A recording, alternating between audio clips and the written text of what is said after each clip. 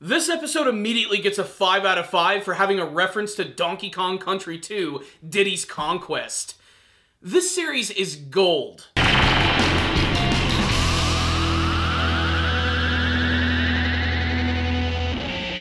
I didn't think it could happen, but almost every single episode of Pop Team Epic manages to one-up itself in terms of the comedy and unexpectedness, and of course giving us a lot of really cool references. This week's episode featured a ton of great video game references that I really appreciated, as I am a huge fan of Donkey Kong Country. I love that series. My favorite one is Donkey Kong Country 2, Diddy's Conquest, and to see them actually reference the minecart sequences from that game in this episode was great. Not only did they do the minecarts justice, but when you actually get to see Popuko and PP completing the level, they go through this animation where one of them starts playing a guitar and the other one starts rapping with a giant boombox on their shoulder. This is exactly what Diddy and Dixie Kong do when they complete a level in that game. The attention to detail there is something I really like. There's also a really great Metal Gear reference in this episode. It's fantastic stuff, but I think one of my favorite things about this episode had to be the opening segment. Not the Bob Epic team. Those are probably some of my least favorite parts of Pop Team Epic, but that's only just because of how incredibly off the wall they are, and a lot of the times they're more of a cultural thing. I think it's something that only Japanese viewers can truly appreciate, but the opening sequence, which is just ridiculous in the best way possible. Kind of like the last episode, it's a much longer segment, but I really do appreciate it because it allows the creators of the series to do some really fun things. So it's about Popuko and PP who have decided to join a luge competition, except this is unlike any other luge competition. It's the skeleton competition, where multiple lugers go down this massive track, and they basically have a race with each other, and they're allowed to pretty much do whatever they want. They can knock their opponents around and destroy them. It's an incredibly dangerous sport, and this is just an excuse to see a lot of ridiculous imagery and weird references. I even love that they referenced a Hanna-Barbera cartoon. The freaking wacky races. Dick Dastardly and Muttley actually appear in this episode of Pop Team Epic. It's just plain insane. There's also a reference, which I'm not sure if it is a veiled reference to the Initial D anime series, but there's totally a car which is on the luge track, which is insane. And then it just gets even nuttier when PP transforms into a giant airplane, where Popuko rides on her back with a giant RPG, blows her up. They then combine into a giant jet and flow off in a giant freaking robot sequence. What just freaking happened? That's what I was asking myself when I was watching that segment for the very first time.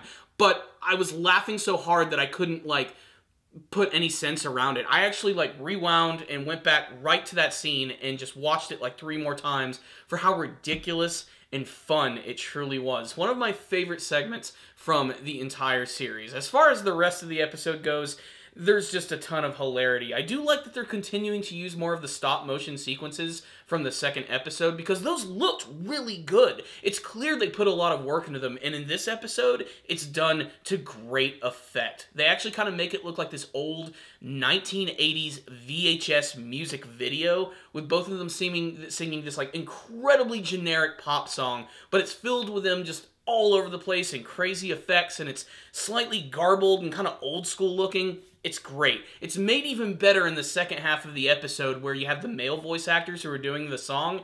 It just makes it 50 times funnier. I love the stop motion sequences, and I really hope that we are going to get to see more of them eventually. Now, I think a couple other segments that really stuck out to me. I did like this one really short one, where PP claims that she's becoming evil and Popuko is going to try and stop her with the power of friendship, but she just rolls her ass over and pushes her out of the way. It's so quick and it happens so fast, but it's little moments like that. It's sort of like a jab at the power of friendship manga and anime series, and that's something that I really do like. I especially loved the final segment, where apparently Popuko is getting these really creepy calls from this woman named Mary, claiming that she's right in front of her house, but Popuko goes outside with a bat filled with nails, just like the one in the intro, and just starts going to town trying to figure out where this chick is, gets another call from her, and in a nice little twist, the killer is actually the one who's being chased by her, demanding that she not run away. It's just insane in the best way possible, and it's a nice twist on a typical scenario that we see all the times in horror and in suspense. Pop Team Epic is simply just that. It's epic. So what's the rundown on this episode of Pop Team Epic. Again, reviewing this series is one of the hardest things to do because it is a comedy series, and rating comedy is something that I don't think I'm very good at. However, I will say that the show is genuinely funny. It doesn't always hit a bullseye, but when it does, it really does make me laugh. But like I said, I think my favorite things about this episode right here just had to be the references to video games. That Donkey Kong reference was great. I immediately recognized it when they were finishing the level and they both did the animations of Diddy and Dixie. Like, as a fan, that really hits me right here. I love that. And I also love that there is a Japanese animation team that appreciates that game, because Donkey Kong Country is not as popular in Japan as it is in America, and now it's also kind of like a somewhat dying franchise. There have been a couple sequels. They're really re-releasing an old one on Switch later this year. But, like, I just want more from that franchise, and it just makes me yearn for a lot more.